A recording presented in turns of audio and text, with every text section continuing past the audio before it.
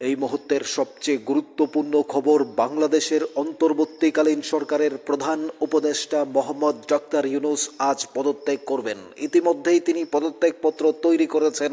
আজ যেই কোনো মুহূর্তে পদত্যাগ করবেন বাংলাদেশের প্রধান উপদেষ্টা মোহাম্মদ ডক্টর ইউনূস।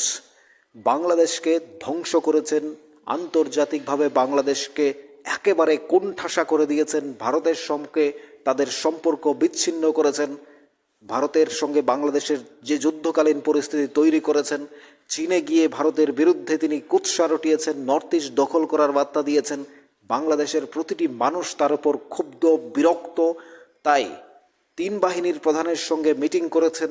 গতকাল তাদের একটি গুরুত্বপূর্ণ মিটিং হয় ওয়াকারুজ্জামান সেনা প্রধানের সাথে। তারপরেই ইউনূসকে যে পরামর্শ দেওয়া হয় তাতে ইউনূস অভিমানের রাগে ক্ষোভে এবার তিনি আজ পদত্যাগ করতে যাচ্ছেন। যে পদত্যাগ বাংলাদেশের জন্য স্বস্তির, অর্থাৎ বাংলাদেশকে এই 9 মাসে পুরোপুরি ধ্বংস করেছে, বাংলাদেশকে সব কিছু শেষ করে দিয়েছে। একেবারে সেন্ট মার্টিন দ্বীপ থেকে চট্টগ্রাম বন্দর পর্যন্ত বিদেশিদের হাতে তুলে দেওয়ার মতো কাজ ডক্টর ইউনূস করেছেন। তিনি দেশে এসে তিনি যে নোবেল জয়ী করেছেন, তিনি যে একজন সুদখোর তার প্রমাণ তিনি দেশে এসে রেখেছেন। প্রথমে চেয়ারে বসেই তিনি তার উপর যে মামলা ছিল সে মামলাগুলো খারিজ করেছেন। 26,000 কোটি টাকার যে মামলা ছিল মানি লন্ডারিং, সেগুলোর মামলা তিনি খারিজ করেছেন। জঙ্গিদের জেল থেকে বের করেছেন এবং যত রকম অরাজকতা, কর্মকাণ্ড, অবৈধ কাজ করা যায় সবগুলো তিনি করেছেন। এবং ভারতের সাথে জলপথ, স্থলপথ, বিমানপথ সমস্ত দিক দিয়ে তিনি যে কুৎসা রটিয়েছেন। চীনে গেছেন, চীনে গিয়ে ভারতের যে নর্থ ইস্ট বাংলাদেশের সাথে বা বাংলাদেশকে চীনকে ব্যবহার করার বার্তা, নেপালের সঙ্গে বৈঠক এবং তার এক একটি ফেসবুক পোস্ট ভারতের বিরুদ্ধে যুদ্ধকালীন পরিস্থিতি তৈরি করেছে বাংলাদেশের।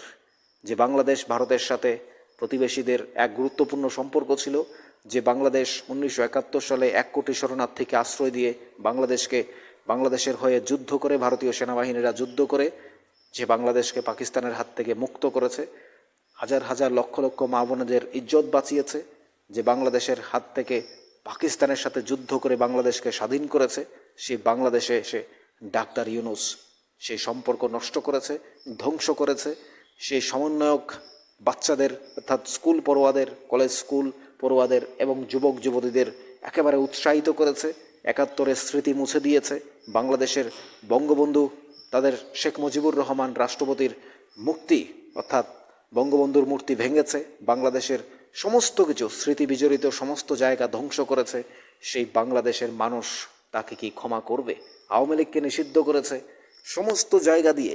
ইউনূস তিনি একজন সুদখোর হিসাবে যেভাবে প্রমাণিত ছিলেন, বিগত দিনে তার নামে যে মামলা ছিল, কিন্তু সেনাপ্রধান তার দায়িত্ব নিতে যাচ্ছে, বাংলাদেশকে যেভাবে ধ্বংস করেছে, যেভাবে সমন্বয়কদের অর্থাৎ ছাত্র সংগঠনগুলোকে উস্কে দিয়ে শেখ হাসিনাকে দেশ থেকে বের করতে বাধ্য করেছে, ঠিক এবার ডাক্তার ইউনূস এই অপদার্থটাকেও দেশ থেকে বের করে দেবে সাধারণ মানুষ। সেনাবাহিনী নেবে, সেনাবাহিনীর হাতে ক্ষমতা হস্তান্তরিত হবে। অন্তর্বর্তীকালীন সরকারের দিন শেষ। আজই যে কোনো মুহূর্তে ডাক্তার ইউনূস পদত্যাগ করবেন। ইতিমধ্যে সবচেয়ে গুরুত্বপূর্ণ খবর, দেশ জুড়ে অর্থাৎ সারা পৃথিবী জুড়ে আলোচিত হচ্ছে বাংলাদেশের যে ধ্বংসযজ্ঞ, বাংলাদেশের উপর যে অরাজকতা চালিয়েছে, সেন্ট মার্টিন দ্বীপ থেকে বাংলাদেশের চট্টগ্রাম বন্দর পর্যন্ত বিদেশিদের হাতে তুলে দেওয়ার মতো কাজ, এবং চীনকে আহ্বান জানানো, এবং পাকিস্তানের সাথে যে ভারতের যুদ্ধ হয়েছিল সেই যুদ্ধে পাকিস্তানকে সমর্থন করা থেকে শুরু করে বাংলাদেশের যে পরিস্থিতি তৈরি করেছেন ডাক্তার ইউনূস, তাকে কি তার দেশের মানুষ ক্ষমা করবে? সেনাবাহিনী ক্ষমতা হস্তান্তরিত করবে, অর্থাৎ সেনাবাহিনীর প্রধান ওয়াকারুজ্জামানের হাতে যাবে ক্ষমতা, সেনাবাহিনী পুরো ক্ষমতা দখল করবে এবং ডাক্তার ইউনূস এবার তিনি পদত্যাগ করতে বাধ্য হলেন সেনাবাহিনীর চাপে। এক কথায় বলা যায়, ভারতের সাথে যে সম্পর্ক নষ্ট করেছে, বাংলাদেশের যে তাদের যে খাদ্য, বস্ত্র, বাসস্থান, তাদের যে বিদেশে সমস্ত কিছু পৌঁছে যায়, বিদেশে তাদের যে গার্মেন্টস, তাদের যে গার্মেন্টস সেক্টর থেকে শুরু করে পোশাক রপ্তানি থেকে শুরু করে সমস্ত কিছু যে বিদেশে যায় তা ভারতের উপর দিয়ে যেত, সেটাও বন্ধ করে দিয়েছে ভারত, এবং জলপথে ব্যবহার করা বন্ধ করে দিয়েছে। ভারতে আমদানি রপ্তানি বন্ধ রয়েছে।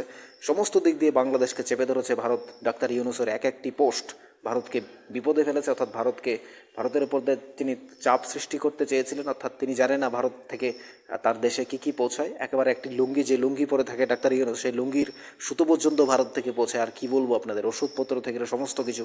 তাই ডাক্তার ইউনূসের যে আজকের যে পরিস্থিতি, সেটাকে এবার পদত্যাগে এনে দিয়েছে। পদত্যাগ করতে বাধ্য হবেন ডাক্তার ইউনূস, অর্থাৎ সেনাবাহিনীর হাতে যাবে এই ক্ষমতা।